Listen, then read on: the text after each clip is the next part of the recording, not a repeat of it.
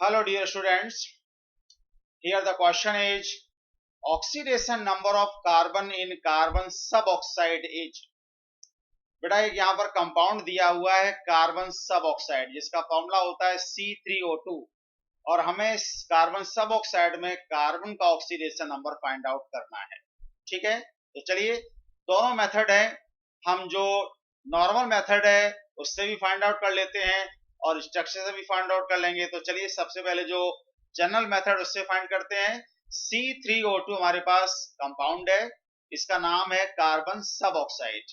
Carbon के तीन oxide होते हैं, एक कार्बन मोनोऑक्साइड होता है CO, दूसरा कार्बन डाइऑक्साइड होता है CO2 और तीसरा होता है बेटा carbon सबऑक्साइड।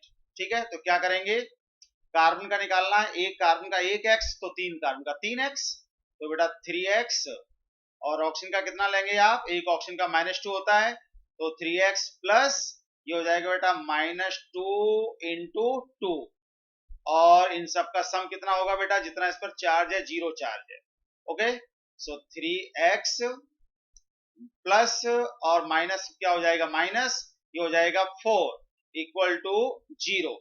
Okay, so 3x equal to +4 है ना, तो x का वैल्यू बेटा कितना आ जाएगा, ये आ जाएगा बेटा +4/3। ये लो +4/3 आ गया। कहां दिया हुआ है, किस ऑप्शन में, +4/3 ये रहा बेटा option number 2। So option second is the right answer of this question. अब दूसरा तरीका क्या है, हम लोग इसका आंसर बेटा स्ट्रक्चर बना के निकाल सकते हैं।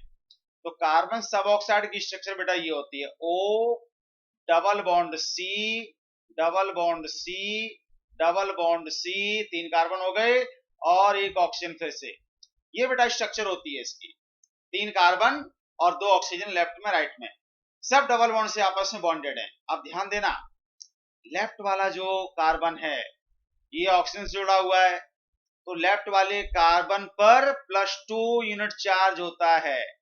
ठीक है, इसका ऑक्सीडेशन नंबर +2 है, क्योंकि जब ये बॉन्ड टूटेंगे, C डबल बॉन्ड टूटेगा तो दोनों इलेक्ट्रॉन ले जाएगा ऑक्सीजन, तो इस पर +2 चार्ज डेवलप होगा। ऐसे राइट वाले कार्बन पर भी 2 यूनिट चार्ज होगा, यानी कि इसका भी +2 ऑक्सीडेशन स्टेट होगा।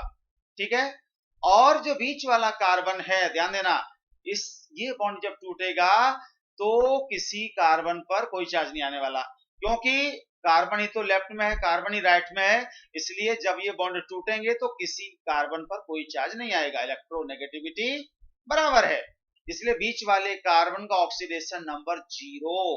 ठीक है बेटा, और ये ऑक्सीजन -2 होगा, ये ऑक्सीजन भी -2 होगा।